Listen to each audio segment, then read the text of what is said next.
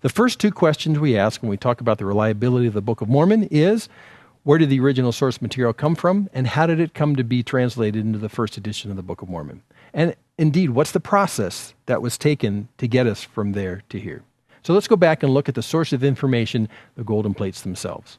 With reference to these, we only have the testimony of 3 witnesses and the testimony of 8 witnesses, both testimonies found written in the front of every Book of Mormon.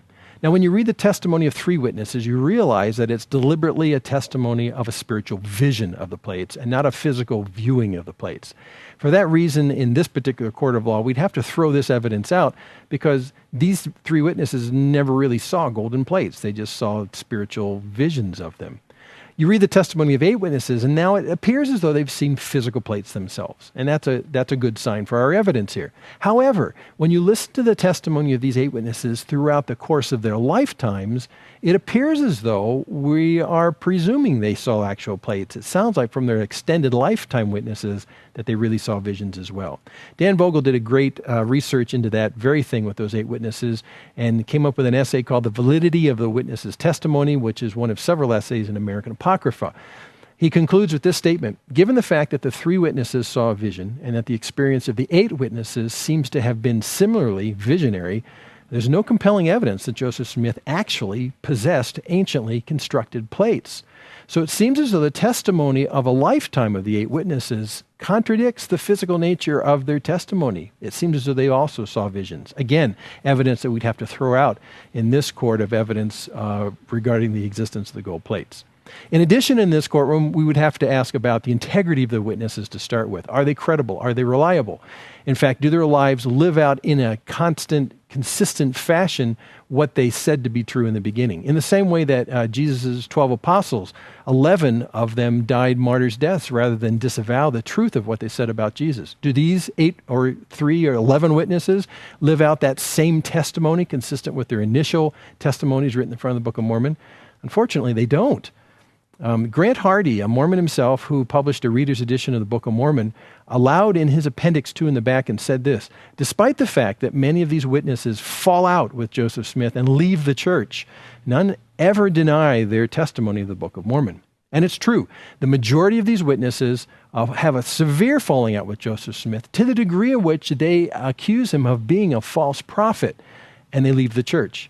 What's lost on most people who quote the second half of Hardy's phrase here, none ever deny their testimony in the Book of Mormon, is the fact that the very moment that they accuse Joseph Smith of being a false prophet, they also deny him the ability supernaturally to translate the Book of Mormon from the golden plates. If he's a false prophet, he's a false translator as well. Well, let's move on to the process of actually translating the plates, if the plates ever existed. And this picture probably comes to mind: Joseph Smith reading the golden plates and writing down on a piece of paper. Or actually, we're missing something here. It's probably more like this. Yeah, we have a scribe, Oliver Cowdery or Martin Harris by name, who would write down what Joseph Smith dictated as he read the plates. But this picture, too, is wrong because of the very fact that the golden plates are in the picture. Yeah, that's right. A better picture is probably something more like this: Joseph Smith with his face in a hat.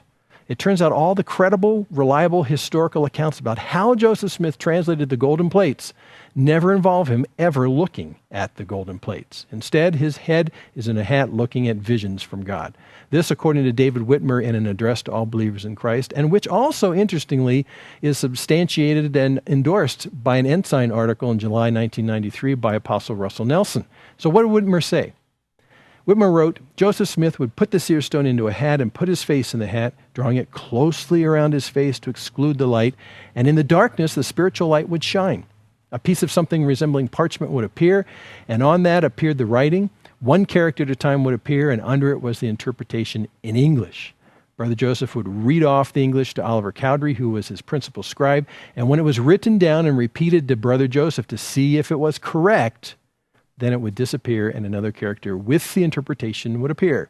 Thus, the Book of Mormon was translated by the gift and power of God and not by any power of man.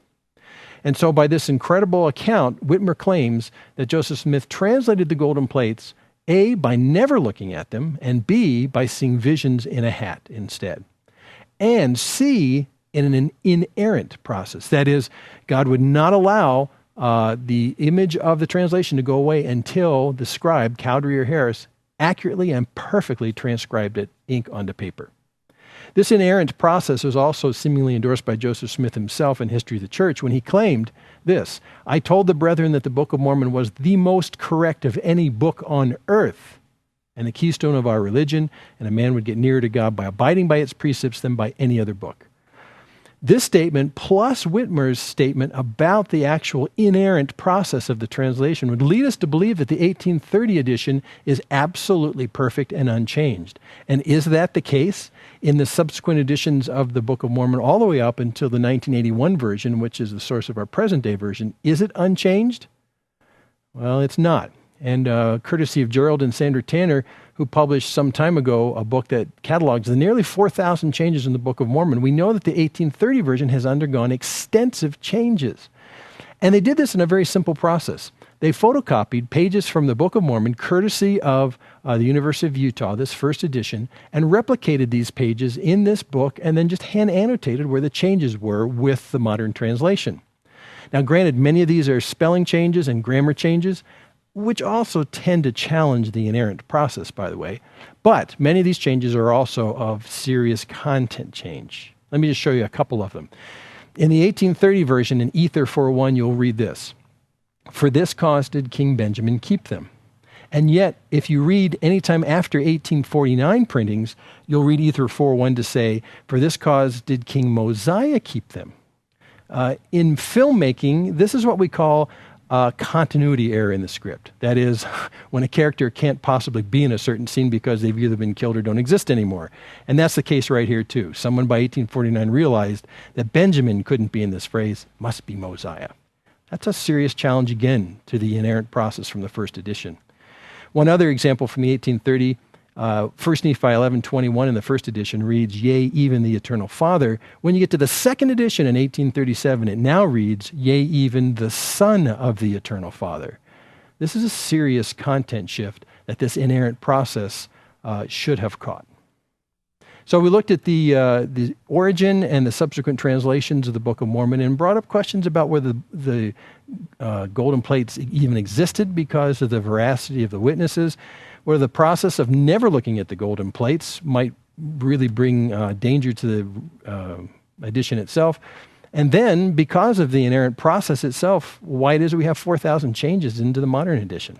If you want to read more about this, here's some great research sites that you can take a look at to find more information. And before we end, I just want to give a nod towards Grant Palmer's book, An Insider's View of Mormon Origins, which has a wonderful reference and a detailed research into how this process came to be.